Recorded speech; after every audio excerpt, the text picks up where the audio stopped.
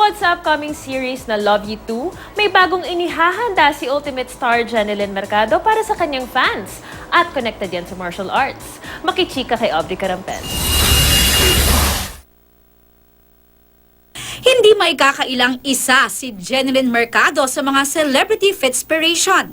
Isang triathlete na mahilig din sa Pilates. Ngayon naman, nagtitraining din si Jen ng Jiu-Jitsu na soon ay isi-share daw niya sa kanyang fans online. Gumawa kami ng YouTube channel. Tapos marami kaming mga topics, marami kaming mga... Basta, abangan nila kasi masaya talaga siya. Masaya siya para sa lahat ng mga fans at mga kapuso natin dyan. Siyempre, ang pagiging fit, paghahanda na rin para sa kanyang bagong pagbibidahang kapuso primetime series na Love You Too, kung saan gumaganap siya bilang si Rafi. First time niya makakatambal dito si Gabby Concepcion.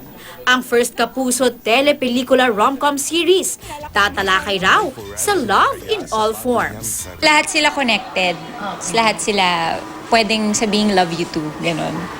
Gaganap naman kapatid ni Jen sa serye, si Shaira Diaz, na magiging karibal din niya sa pag-ibig. Si Shaira, di maitago ang paghanga sa kapuso Ultimate Star na talagang forte raw ang rom-com. Pinagmamasdan ko siya. Tapos after nun, nung cut na, ate, sobrang galing mo.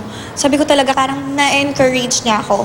Gaganap namang best friend ng character ni Jen si Kiray Celis para sa kanyang unang kapuso teleserye.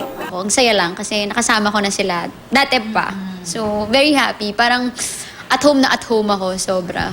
First kapuso teleserye rin ito ng model actor na si Clint Mondan. Nagaganap naman bilang ex-boyfriend ni Jen.